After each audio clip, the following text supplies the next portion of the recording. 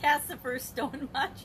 Sharon Horne-Ellstrom here. What she up to now is me documenting my journey as I transition from the brick and mortar world of business, corporate America, over a quarter century in corporate America, 27 or so different industries and businesses since I was 13. So over the last 47 freaking years, I have been building businesses offline, doing businesses in different industries offline.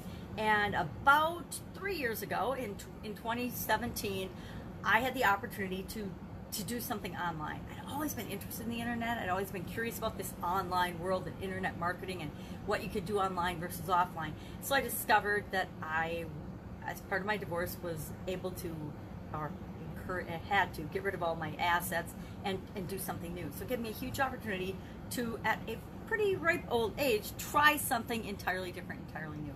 And I decided, actually, after much coaxing and much cajoling and much shoving into, that it was necessary that I figure out how to do live video. So in order to figure out how to do live video and be consistent with it, I told myself, well, I'll just document my journey every day for a while. And it was open-ended. I didn't really have I'm going to do this for X amount of days or X amount of time and then I'll stop doing it. Just been doing it all along the way. So, cast the first stone much. I talked about in the idiom on Supersize Your Business today, the idiom, cast the first stone. Of course, it comes from the Bible, and it brought up a whole lot of stuff for me that I didn't even realize that I had thought about. It brings up competition, judgment, judging things that are different than us, being afraid of things that are different than us, diversity, creating separation, being a victim, creating victimhood and dependency, and why any of us would want to do that. Blaming other people, judging, accusing them, leading accusations against other people, being the first to stand up and say something about that, or jumping on the bandwagon when we don't really have inside knowledge of it. We don't really have accurate inside knowledge of any of so many things that we jump on the bandwagon for, that we get involved with. You know, and then from a business standpoint, competition, you know, do we really need to throw rocks at our competition and beat our competition up and make it about them? I think that can actually have a reverse effect. If you are bringing attention to your competition and your customers love you already and they really aren't, you can put doubt in their mind if you are behaving in a way that's judging and attacking your competition or throwing rocks at your competition. There's a big saying in marketing training, oh, throw rocks at your enemies and your competition. And I'm like, hey, your people that are in the same business as you, they're really not your competition. They're your best source of partnerships and joint ventures and things, but instead so many people are looking at them like they're the enemy. The enemy of our enemy is the same enemy as the people that we serve, or should be the same enemy as the people that we serve.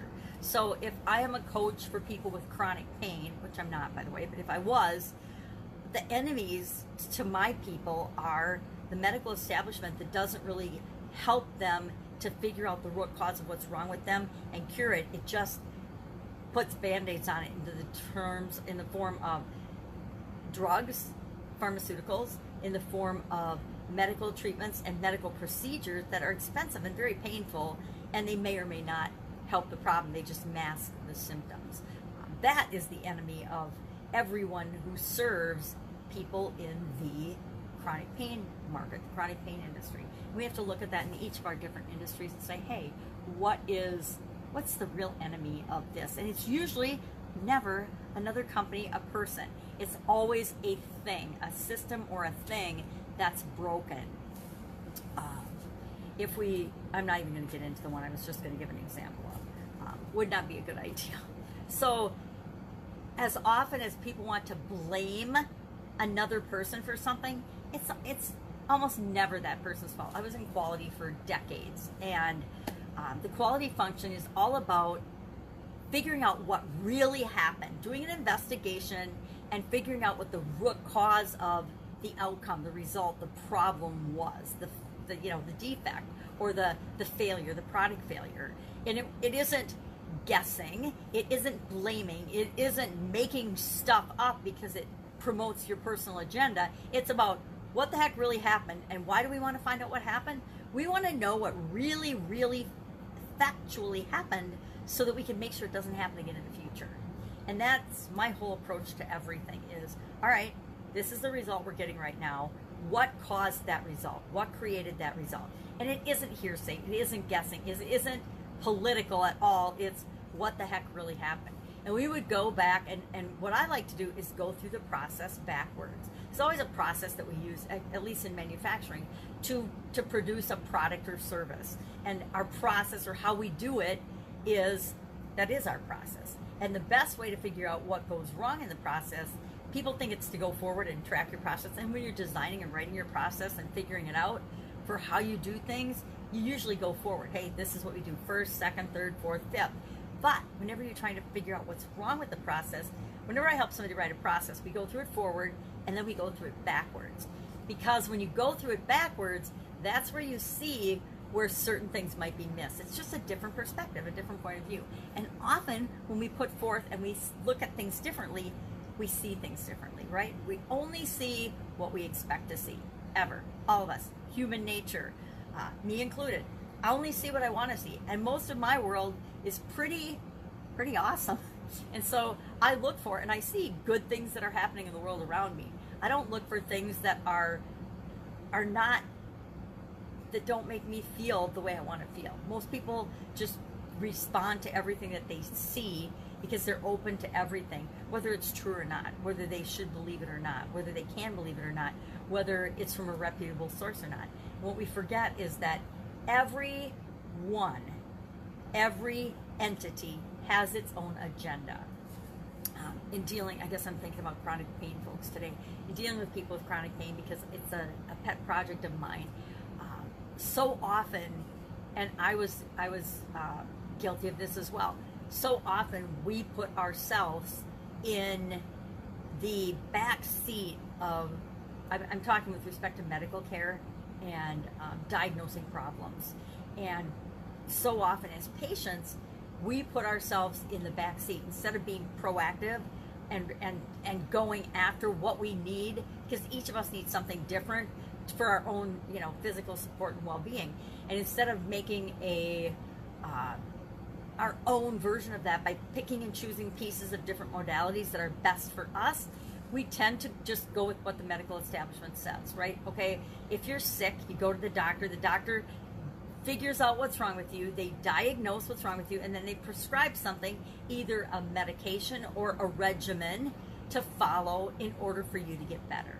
Now, that works perfectly if you have something that is clearly diagnosable and they know exactly what the root cause is of what is creating the symptoms that you're exhibiting. So if I go to the doctor and I have migraines and they can figure out I have a brain tumor and that's causing my migraines, they can now go through a protocol and they can either pharmaceutically or surgically help me with my migraines because they're created and caused by this brain tumor in my head. But if I go to the doctor because I have migraines and they cannot find anything physically with their limited ability to test and diagnose things, then they just start treating my symptoms. They treat my migraine, but they don't figure out that the root cause of my migraines is maybe, I'm trying to think of something that wouldn't show up. Maybe it's a neck injury that I had a decade ago when I had like a whiplash experience, but they can't see any damage of that, but that's creating my migraines. So they'll continue to treat the migraine with pharmaceutical and other means, and they never get to the root cause, so I end up for the rest of my life having migraines. Because I put my trust and belief and faith in them 100% that they're going to figure it out and cure me, and then I'll be okay. So often we do that with everything. We put our faith and trust in things that have authority, people and entities that have authority, we think over us instead of figuring out, hey, this isn't working for me. And I'm telling this story because in my 20s, I was in a medical situation where the doctors, I had huge systemic problems and was bedridden for years, and they couldn't figure out what was wrong with me. And it wasn't until I said, whoa, hold the phone, I'm looking for all of you to fix me, and you're telling me you don't have the ability to, so who's going to fix me? Either I'm going to be like this for the rest of my life, which isn't going to be very long because I was in such excruciating pain, or I am going to have to be the one that figures out what the root cause is and what the pieces are, or if even I can't figure out what the root cause is, what I need to do from different areas, not just thinking that the doctors are going to fix me. So I don't know how I got off on that tangent. Get Up and Go challenge today, day 36 already of our 40-day free challenge, winding up, running to the end of that. Going through the spiritual aspect of my life as a demonstration for that particular challenge. Day, 181 of the fun challenge, doing one fun thing every day. So glad I picked that for 2020. Having one fun thing in my back pocket every day. Not that my granddaughter and I can't think of a fun thing to do every day, we always do, but I'm just saying it's fun to have a structured thing where I can focus on, no matter what's going on in the world, my life, my day, one thing, for even if it's just for a minute, hey, this is one fun thing. So I'm glad I picked that this year. Also, the Supersize Your Business Challenge, I already talked about that, casting the first stone. Hey, when we're perfect, we can judge other people. Otherwise, we need to just sit back, take a deep breath, and ask yourself, why do I want to judge this? Why do I want to judge this person, place, thing, this event? Why do I want to? And what am I forming my opinion and judgment on? Before I comment on someone else's post, before I respond, why am I judging this? What is in it for me to comment on this? And am I adding to the positivity of the environment and the world, or am I adding to the negativity and the absolute false information that's out there? Because I don't know any more than you know. And sharing our opinion, yep, we each get an opinion, but it doesn't mean we have a right to be mean and abuse and bully and be rude to people that have a different opinion. Guess what? If you get to say your opinion, I get to say mine. We don't have to agree. I don't expect you to agree with my opinion. My opinion is just my opinion based on all of my beliefs and all of the things that have happened to me in my past. Your opinion is based on your beliefs and all the things you've decided to believe and all the experiences that you've had in your past. We've had totally different experiences. So you might feel very strongly about something that I know is ridiculous and I just don't care one whit about. So I'm not going to try to get you to have my opinion, because you've got different experiences with that particular thing. And that's true of anything that we're talking about, right? It can be true of anything. It can be true of your definition of the word soap. Maybe you think soap means something different than I think soap is. I think soap's for cleaning, right? Cleaning up my act, cleaning up my hands, washing things up, cleaning things up, and for overcoming challenges. Which, you know, if you got dirty hands, that might be a challenge. If you want to eat, if you want to do anything with your hands, you might need to wash them up sometime. All right, that's it. Have an absolutely fantastic, amazing day. I hope you're enjoying whatever is going on in your life right now. As I am mine. My kids are home for a week, so I'm super excited about that, and the puppy dogs too. So go out, make it an amazing day. If I can help you in any way, if you have a question, if you're struggling with something, you're like, I freaking just don't know what to do next, hit me up and ask in the comments below. I might personally not be able to help you, but I guarantee I can hook you up with a resource or someone that can help you to get to the next level, to do the next thing that you're trying to accomplish. All right, have a great day, and I'll, of course, be with you tomorrow.